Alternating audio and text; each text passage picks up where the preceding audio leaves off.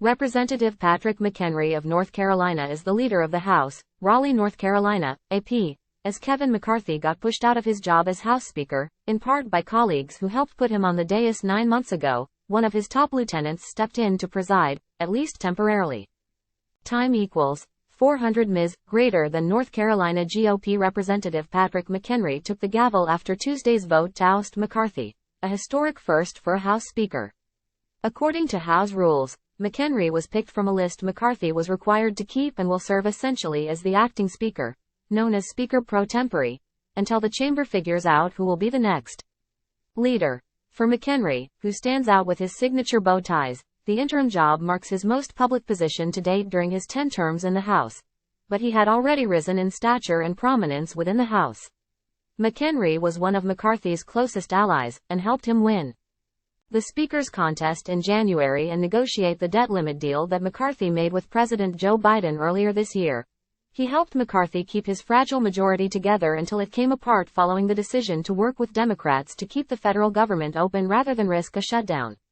He gave a floor speech Tuesday supporting McCarthy.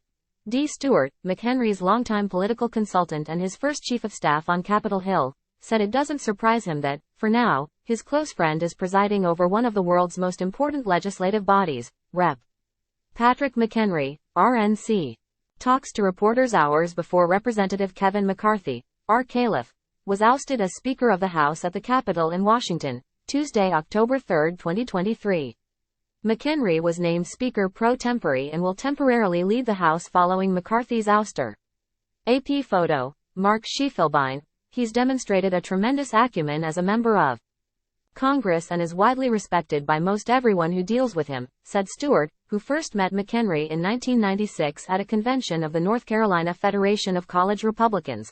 McHenry, who will turn 48 later this month, grew up around the Charlotte area.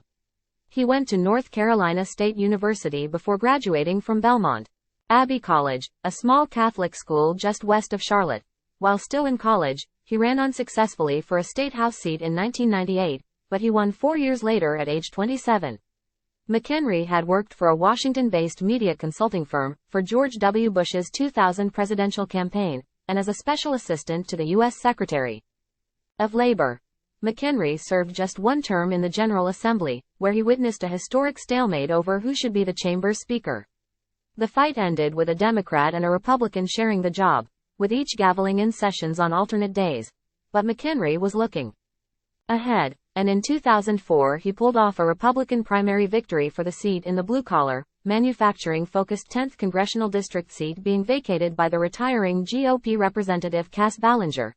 He advanced to a runoff, where he defeated a popular local sheriff by just 85 votes out of 30,000 cast to win the party nomination. Aides credited McHenry's grassroots campaigning. Stewart said they knocked on 60,000 doors, for defeating rivals who were nearly twice his age and outspent him heavily. After defeating the Democratic nominee in 2004, McHenry entered Congress as a hardline conservative willing to speak against leadership. He broke against GOP leaders by upholding a campaign promise to vote against the Central American Free Trade Agreement, but over time McHenry rose up the GOP leadership ladder, becoming the Republicans' chief deputy whip in 2015, and a key part of McCarthy's team. This year he's been the House Financial Services Committee chairman.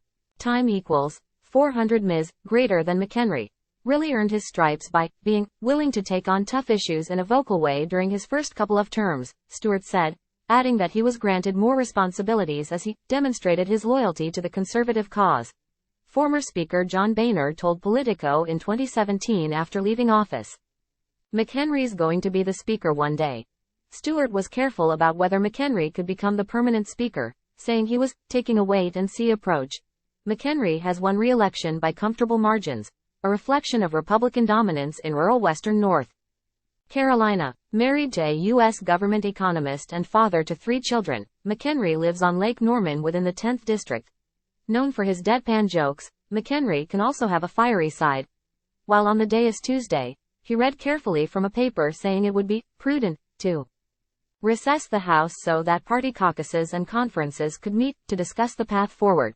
McHenry then slammed the gavel down very hard, and the footage went viral on social media. Associated Press writer Stephen Groves in Washington contributed to this report. Time equals 400 ms, greater than Rep. Patrick McHenry, RNC, talks to reporters hours before Representative Kevin McCarthy, RCalif, was ousted as Speaker of the House at the Capitol in Washington, Tuesday, October 3, 2023. McHenry was named Speaker pro tempore and will temporarily lead the House following McCarthy's ouster. AP photo. Mark Schiefelbein.